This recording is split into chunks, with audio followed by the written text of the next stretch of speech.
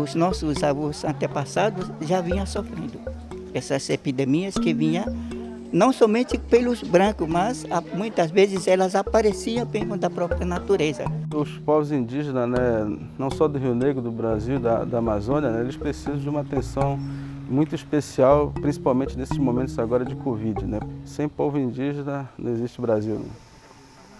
Eles são as nossas raízes, deles nós herdamos alimentos, palavras e hábitos, inclusive no cuidado com a saúde, como tomar algum chá para acalmar ou para tratar de uma dor de estômago. E mesmo com toda essa sabedoria de quem vive dentro da mata, durante toda a história, eles tiveram que encarar doenças graves, muitas vezes trazidas por pessoas de fora das aldeias. No Caminhos da reportagem de hoje, os desafios encontrados pelos indígenas brasileiros na área da saúde e como eles foram afetados pela pandemia da Covid-19.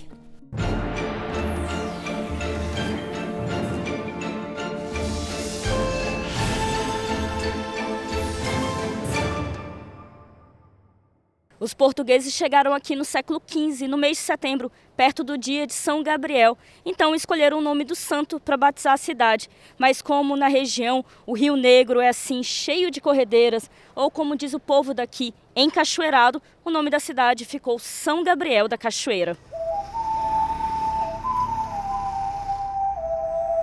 É o município mais indígena do país. Mais de 90% dos 45 mil habitantes descende de alguma das 23 etnias que habitam o território.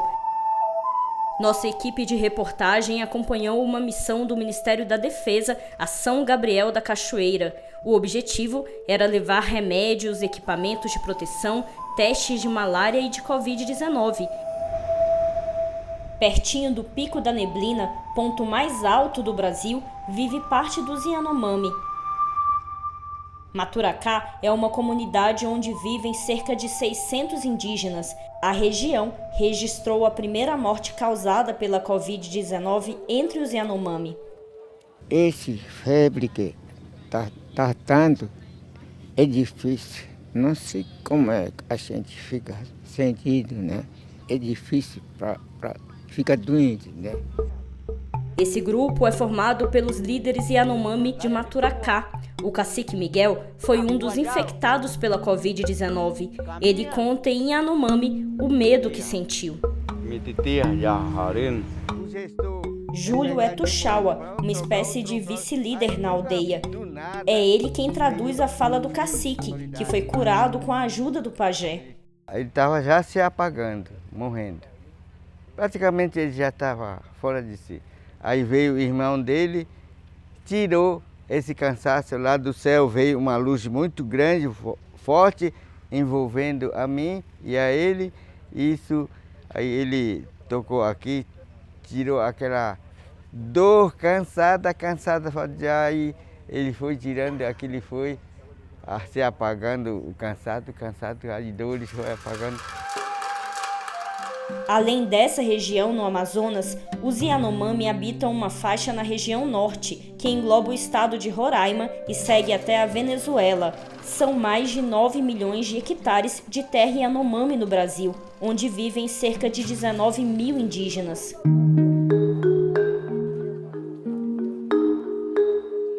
Um levantamento mostrou que a terra indígena Yanomami é a mais vulnerável da Amazônia ao novo vírus.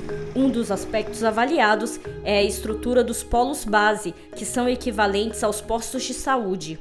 A gente constatou que os polos base da terra indígena Yanomami, de todos os polos base que a gente estudou do Brasil, são os que apresentam as piores notas, né? Então, eles estão muito mal estruturados. O mesmo estudo apontou que o garimpo ilegal é um dos principais motivos de contaminação entre os indígenas. Segundo esta pesquisa, 20 mil garimpeiros têm atuado ilegalmente na área. As comunidades mais próximas aos garimpos, onde os casos estão aparecendo, a gente está verificando que a taxa de contágio que ocorre dentro das terras indígenas é 30% maior do que a taxa de contágio que está sendo registrada na cidade de Boa Vista, em Roraima. A gente não sabe quantos garimpeiros estão estão infectados de coronavírus? A gente não sabe. E isso, os médicos não fazem exame neles. Porque o protocolo sanitário, ele não barra as pessoas. Aonde tem garimpo próximo, já infectaram os Yanomami. Então, isso é muito preocupante. E aonde não tem garimpo próximo, e os Yanomami estão continuando saudável. A pessoa não vive só dentro da aldeia. A pessoa circula, ela vai à cidade, ela comercializa, ela compra, ela vende. Essas pessoas, ao retornarem, muitas vezes vão contaminar o ancião. Então, a maior taxa de mortalidade está nos idosos, da mesma forma que no restante da população brasileira. A Comissão Interamericana de Direitos Humanos emitiu medidas cautelares, pedindo que as autoridades brasileiras tomem providências para combater a Covid nas terras Yanomami e Uecuana. O pedido foi apresentado pela Associação Utucara Yanomami e pelo Conselho Nacional de Direitos Humanos. A Utucara e outras organizações indígenas lançaram também a campanha Fora Garimpo, Fora Covid.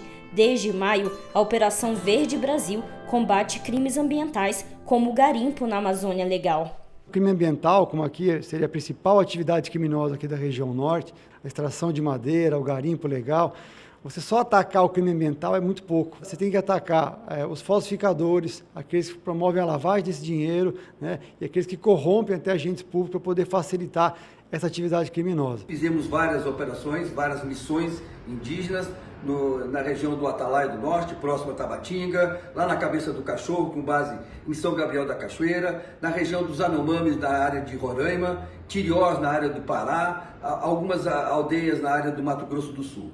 Nós já atuamos em prol de 69 mil indígenas.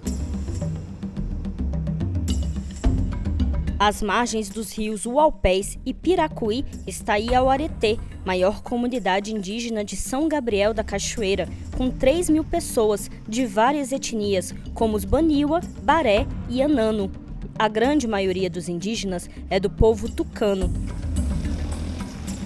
Em 2 dias de atendimento pelos militares, 446 testes foram feitos, com 160 positivos. Outras 50 pessoas já haviam sido diagnosticadas na comunidade. O local é um pouco mais urbanizado, como um pequeno vilarejo. Diferente de outras aldeias, aqui os serviços de saúde têm uma estrutura melhor.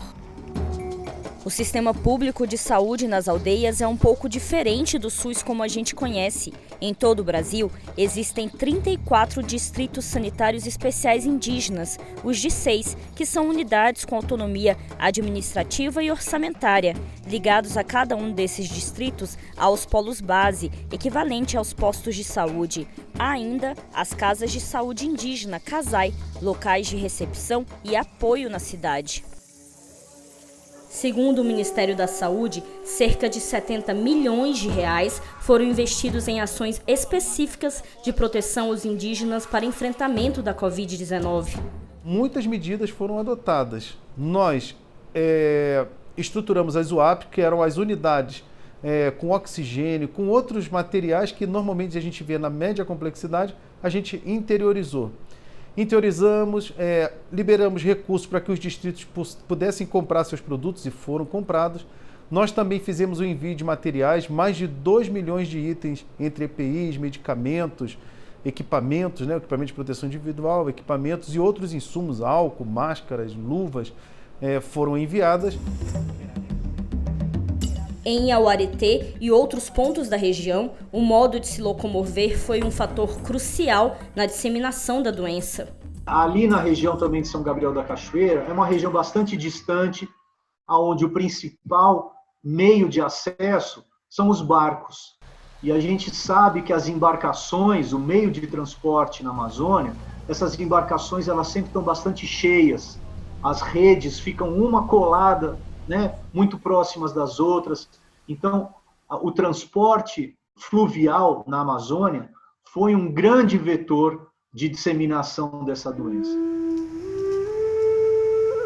Essa realidade afeta também o acesso à saúde. A maior parte das populações indígenas vive em aldeias distantes, de acesso difícil. Às vezes tenta levar pela água, pela voadeira até São Gabriel, mas por causa dessa distância de 12 horas de viagem ou 16 horas de viagem, muitas vezes já perderam a vida do paciente.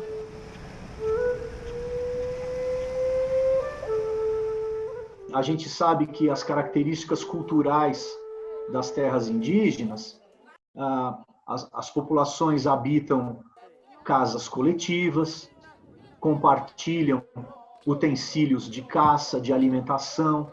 Então, a entrada de um vírus letal como a Covid dentro de uma estrutura social das populações indígenas é um caso bastante difícil de você adotar medidas de isolamento social. Em meio a todos esses fatores, São Gabriel da Cachoeira chegou a ficar em primeiro lugar em casos confirmados de Covid-19 em municípios brasileiros com até 100 mil habitantes. Entre os desafios na cidade, a falta de estrutura e o atendimento de toda a população em um único hospital. Aqui é uma unidade mista de saúde, com participação das Forças Armadas e também da Secretaria de Saúde do Estado do Amazonas. Os casos mais graves de qualquer doença, inclusive da Covid-19, são trazidos para este hospital. Aqui no hospital, nós recebemos cerca de 85% de todos os atendimentos, qualquer que seja o diagnóstico, é de indígenas.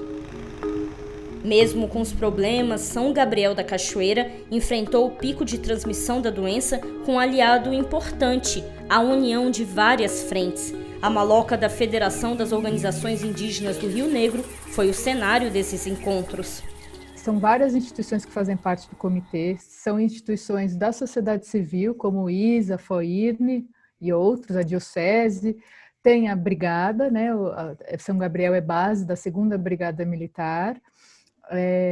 Tem o IFAM, que é um instituto de pesquisa, o DICEI, as secretarias municipais. Esses órgãos se uniram, né, por meio desse decreto, em reuniões diárias para pensar ações de enfrentamento, de prevenção e enfrentamento ao Covid. O Brasil inteiro não estava preparado, assim como o mundo não estava, né? Então aqui teve mais essas dificuldades, né? Mas a gente buscou, dentro do comitê, fazer o que pôde também, né? Nessa união aqui das instituições, cada um tentando auxiliar o outro.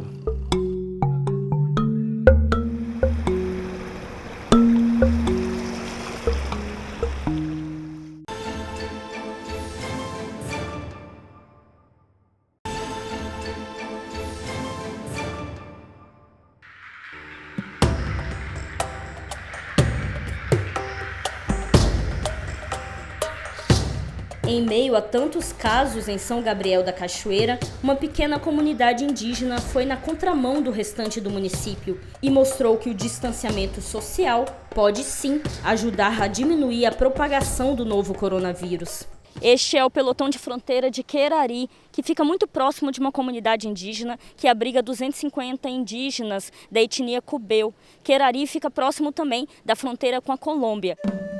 Depois da chegada dos militares, pouco a pouco, os indígenas foram aparecendo, ainda cautelosos, com medo de contágio. Aqui, eles foram vacinados e receberam atendimento especializado, com pediatras, cardiologistas e dentistas. Até aquele dia, nenhum caso de Covid-19 havia sido registrado. Eduardo é agente indígena de saúde.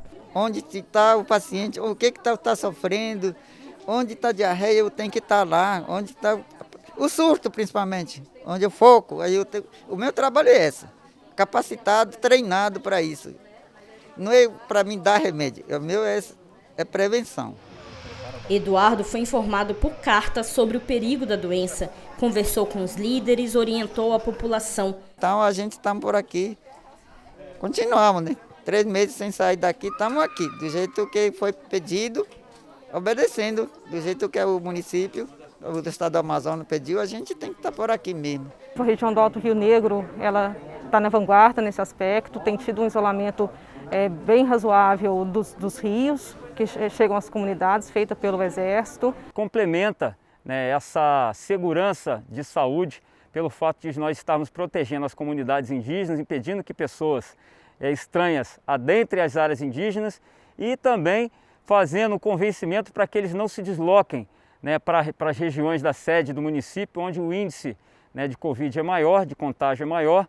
Os nossos antepassados já vinham sofrendo vários tipos de pandemias, mas essa que nós atuais estamos enfrentando.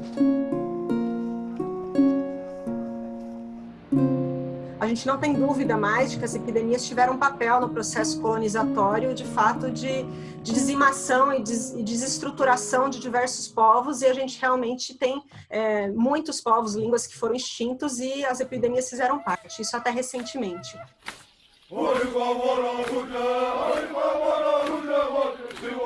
Quando a gente não respeitamos a mãe natureza, às vezes vem essa consequência. E hoje, né, essa epidemia se é considerada que vem dos brancos, mas até chegar na nossa localidade, até para nós. E nós estamos também se prevenindo, né, de como proteger para poder superar essa crise que o mundo todo está sofrendo hoje. Wilson veio do Sul trabalhar como médico no Polo Base de Iauareté. Tem doenças infecto-contagiosas, tem a malária, temos casos de malária. As principais são a diarreia, a verminose, por conta, às vezes, da água, do rio, que eles costumam, às vezes, tomar água no rio. Doenças respiratórias a gente também tem, algumas doenças, principalmente a síndrome gripal e a pneumonia. A malária já está voltando novamente a crescer, os casos de dengue também estão aparecendo, né, estão surgindo, então isso também preocupa. Ao mesmo tempo, não pode ser só uma atenção e todos os esforços só para a Covid, que as outras comorbidades elas estão aí também. Ela nunca deixou de existir, nunca vai parar. Você tem um problema de hipertensão muito grande aqui também na região. E tem casos de média e alta complexidade também. Segundo dados da Secretaria Especial de Saúde Indígena, mais de 21 mil indígenas tiveram confirmação de Covid-19 e 353 deles morreram. A CESAI contabiliza os casos de indígenas aldeados. As organizações de proteção a esses povos divulgam um número maior e levam em conta também os casos de indígenas que vivem nas cidades. De acordo com o Comitê Nacional pela Vida e Memória Indígena, há mais de 27 mil casos confirmados e o número de mortes é de 718. A CESAI, ela trabalha com base científica. Eu tenho 14.200 profissionais na ponta. Claro, nós temos uma parceria da FUNAI e outras instituições, mas a CESAI está no cotidiano, com agente indígena de saúde, com técnico de enfermagem, com enfermeiro. Existe aqui um departamento, que é o Departamento de Atenção à Saúde, que todos os dias, às 17 horas, a partir dos boletins que recebe desses profissionais da ponta, então ele vai e constitui os números que você encontra no nosso portal. Os números indicam, né, a porcentagem muito altíssima e a vulnerabilidade também muito altíssima, né, e também a omissão mesmo do próprio Estado de poder atender os povos indígenas nesse momento do Covid. Quando você fala o Estado omisso, você está aí culpando não só o governo federal, mas também o governo estadual, o governo municipal, porque o SUS é tripartite. As políticas públicas de assistência às populações indígenas sempre foram muito ruins, deixaram muito a desejar. As características culturais e a prevalência, ou seja, você tem muito registro de idosos, crianças, jovens, desnutridos, né, com problemas de saúde. Isso tudo aumenta a vulnerabilidade dessas populações a uma doença como a Covid. O indígena é mais vulnerável? Ele pode ser. A gente tem aí um histórico de doenças como sarampo e outras, mas na Covid eu refuto fortemente isso daí. O indígena ele foi acometido da mesma forma que o restante da população brasileira. A questão indígena é uma questão muito complexa que a gente precisa debater, mas o principal debate precisa acontecer dentro das comunidades. E aí o grande desafio do poder público não é fazer o que ele acha melhor, é fazer o que a comunidade precisa. E há uma diferença muito grande nisso. Então por isso que a gente precisa ter um pouco mais de proximidade para poder entender melhor suas demandas. Em Querari, por exemplo, a população reclama da falta de um polo base mais perto. A doença não avisa, né? Então, para isso, aqui em Querari nós precisamos um ponto mais principal que a gente chama de polo para a nossa comunidade.